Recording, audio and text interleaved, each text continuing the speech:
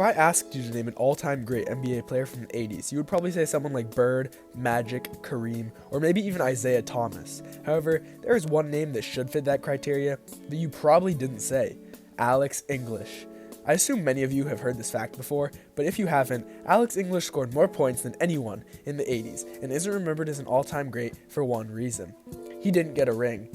After 40 years, stats kind of bore us, and what we really care about are iconic moments, and Alex English didn't really have any, mostly because he never won anything, leaving him to be forgotten in NBA history.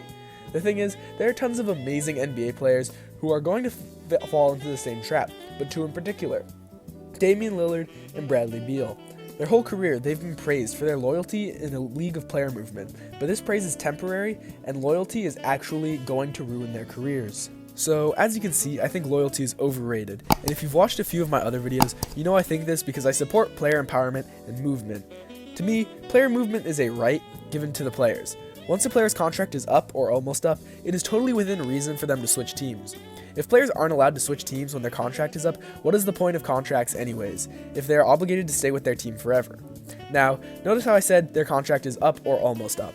If you have 4 years left, Kevin Durant and Ben Simmons, you should have to ride out a few more years before requesting a trade is acceptable. But in general, player movement is a right, and if you choose not to exercise the right of free agency, well then that sucks for you, but I'm not giving you any credit.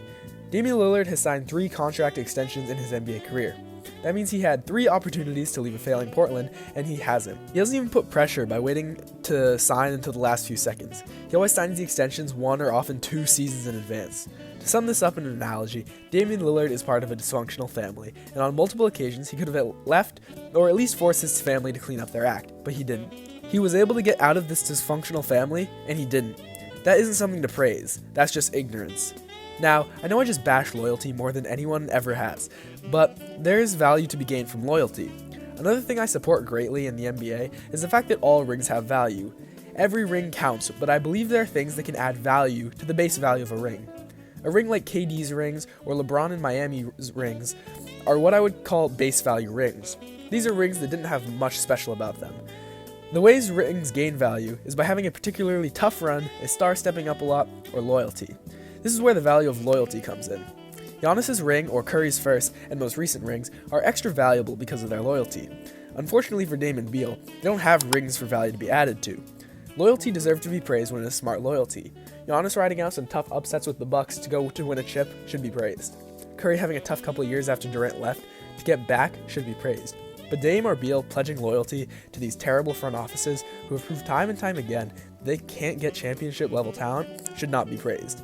The loyalty hasn't produced anything. Also, there are these people who try to make loyalty an accolade. For example, Dirk's legacy always goes something like Dirk Nowitzki, the 14-time All-Star, 1-time League MVP, and 1-time Finals MVP, all with the same team. They try to tag loyalty onto MVPs and chips like they're on the same level or something. The worst part is, people do this to Dame and Beal when there really isn't anything else unbelievable on their resume. Also, this loyalty is an accolade thing seems to for some reason relieve the pressure for them to win a chip. You see LeBron and Kevin Durant under constant pressure to win chips on their teams, but have you ever heard someone say, it's about time if we see Damian Lillard is really a winner? Probably not, because people act like his loyalty fills the hole in his resume where a championship should be. And that leads us to the truth about loyalty. While in life, loyalty is an important quality, it unfortunately is not important when it comes to a basketball legacy. These players are wasting away their careers. This video may come across as hateful, but I don't hate Dame and Beal. I bet they're great people given as well, they're totally loyal. This problem stems from us fans propping these players up with something that isn't really anything. A Larry O'Brien can be held in your hands, but loyalty is an abstract concept us humans bias as we are naturally conditioned to gravitate towards loyal people. Even quote-unquote loyal players like MJ and Kobe weren't really loyal players. They were put in great positions throughout their career with good front offices, but there's no doubt in my mind if they were in situations like Dame and Beal, they would be out. While now we might see these players as saints for sticking with struggling teams, is it really worth it? In 20 years, are kids really going to remember Bradley Beal's 30-point-per-game seasons when they have players like LeBron, Durant, Curry, and Giannis doing the same thing while also having 10 times more memorable moments and success? Currently, we give these players a pass, but it's important to question if they deserve it or if they should really want it, because at the end of the day, if these players don't fill their resumes, it will be lost in the thousands of other basketball players. It's time we hold all-stars accountable to put themselves in a position to win. When I go online after the Blazers or Wizards lose, I see free Dame or free Beal, but they don't want to be freed. If they did, they would already be out. So that is all for today's video. If you enjoyed, please be sure to like and subscribe for more NBA content every couple weeks.